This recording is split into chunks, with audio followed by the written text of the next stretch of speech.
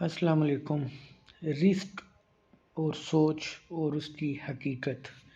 رزق کے بارے میں گمان کیا جاتا ہے کہ جس کے پاس بہت زیادہ رزق ہے اللہ اس پہ بہت مہربان ہے، عموماً یہی گمان کیا جاتا ہے اور وہ بہت کوئی اللہ کا مقبول بندہ ہے۔ رزق اور اس کی حقیقت کیا ہے؟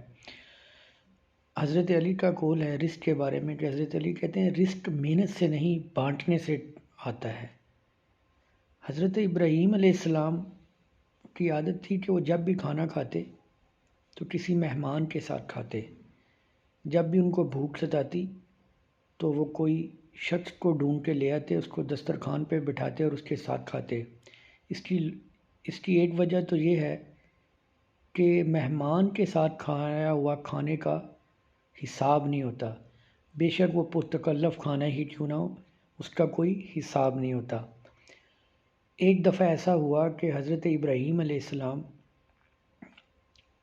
کھانا تیار تھا، وہ باہر گئے اور کسی ایک مہمان کو اپنے ساتھ ڈھونڈ کے لے آئے۔ دسترخوان پر بیٹھے تو اسے کہا کہ اللہ کا نام لے کر شروع کرو۔ اس نے کہا کہ میں تو اللہ کو نہیں مانتا۔ ابراہیم علیہ السلام نے کہا کہ تمہارا اور میرا رشتہ کیا ہے؟ میں اللہ کے نام پر ہی تو تمہیں کھلا رہا ہوں۔ اس نے کہا کہ میں تو بدھ مت ہوں، میں کھانے کے لیے اپنے بتوں سے بے وفائی نہیں کر سکتا، مجھے بھوک بھی لگی ہے پر میں یہ کھانا کھا کر اپنے بتوں سے بے وفائی نہیں کر سکتا، میں تو اللہ کا نام نہیں لوں گا۔ ابراہیم نے کہا کہ ابراہیم علیہ السلام نے فرمایا کہ اگر تم اپنے بتوں سے اتنا وفادار ہو تو سن، پھر میں بھی جس اللہ نے رزق دیا اور اس کے نام پر اس کا نام لے کر تو کھانا گوارا نہیں کرتا، میں بھی تجھے یہ کھانا نہیں کھلا سکتا۔ اس نے کہا ٹھیک ہے کوئی بات نہیں، وہ اٹھا اور چلا گیا۔ اتنے میں ہی حضرت جبرائیل علیہ السلام وحی لے کے نازل ہوئے اور فرمایا اللہ کا حکم لے کے آیا ہوں کہ اے ابراہیم آج تو نے میرا بندہ ناراض کر دیا ہے۔ ابراہیم علیہ السلام نے فرمایا اے اللہ آپ کا بندہ؟ انہوں نے فرمایا اللہ نے فرمایا اس کی عمر کتنی ہوگی؟ فرمایا یہی کوئی 70-80 کے لگ بھگ ہوگا۔ فرمایا اگر ساری زندگی اتنے عرصے سے میں اسے دے رہا تھا تو ایک دن بھی اسے نہ کھلا سکا۔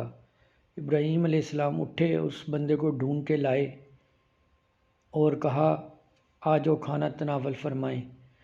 اس نے کہا کہ آ تو جاؤں گا پر میں اللہ کا نام نہیں لوں گا۔ آپ نے فرمایا ٹھیک ہے نہ لینا۔ وہ آ گیا، دسترخوان پہ بیٹھا، کھانا شروع ہو گیا۔ پوچھا پہلے تو آپ بہت جلال میں تھے کہ اللہ کے نام کے بغیر کھانا نہیں دوں گا، اب کیسے یہ اتنا تبدیلی آ گئی؟ فرمایا کہ اللہ نے ہی حکم بھیجا ہے کہ اگر اتنی عرصے سے میں اسے کھلا رہا ہوں تو ایک دن بھی اسے نہ کھلا سکا، تو اللہ کے حکم پر ہی میں تمہیں کھانا کھلا رہا ہوں۔ تو اس بدھ مت نے کہا اگر تمہارا اللہ اتنا مہربان ہے تو مجھے بھی اپنے اس اللہ کا بندہ بنا لو، اور وہ مسلمان ہو گیا۔ رزق کی جو حقیقت ہے وہ یہی ہے کہ وہ مسلمان کو بھی دیتا ہے اور وہ کوئی بدھ مت ہو اس کو بھی دیتا ہے۔